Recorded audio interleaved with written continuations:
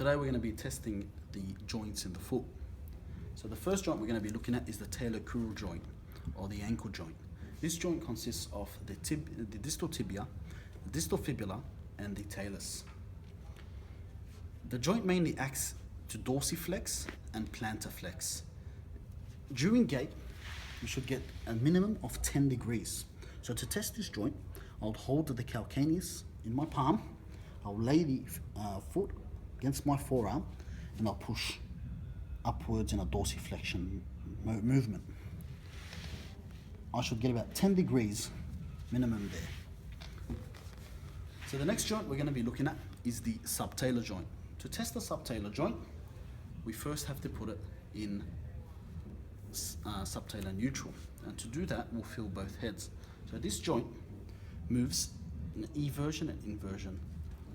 We should get a 2-to-1 ratio of 20 degrees inversion and 10 degrees eversion. So I'll stabilize the calcaneus and I'll invert, seeing about 20 degrees, and evert, should see about 10 degrees.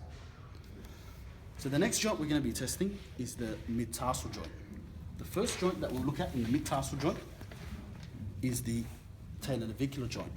To test this joint, I'll wrap my arm, my thumb specifically, look for the navicular tuberosity, and just below that, then I'll wrap my fingers on the top, I'll stabilize the calcaneus.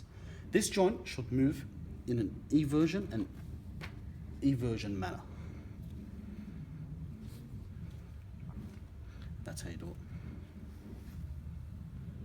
You can say if it's hypermobile, restricted, or normal. So the next one is also a part of the mid-tarsal joint, and that one is the calcaneocuboid.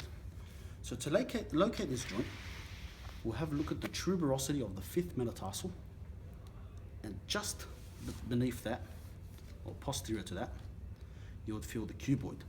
This joint moves in a dorsiflexion, plantarflexion, abduction, and adduction manner. And to test it, just push up, dorsiflex and plantarflex.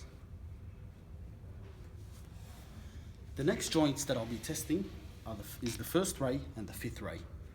The first ray is done by me firstly stabilizing all the other rays with my index finger and my thumb from below.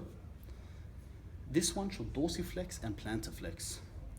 So I'll grab that first ray and I'll move it up in a dorsiflexion manner and plantarflex it.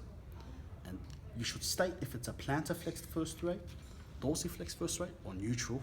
Neutral meaning aligned with the other rays. And having a look at the 5th metatarsal, the same thing. Just grab the other, stabilize the other metatarsals, grab the 5th ray, and dorsiflex it, plantarflex it. You could notice some abduction and adduction at these joints. So the last joint that we'll be testing is the metatarsophalangeal joint. This joint is very important for propulsion, especially during gait. So to test this joint, you would grab the hallux from the proximal part and try to dorsiflex it. You should get about 60 degrees of dorsiflexion. So if you push up, you see there about 60 degrees, 55 degrees.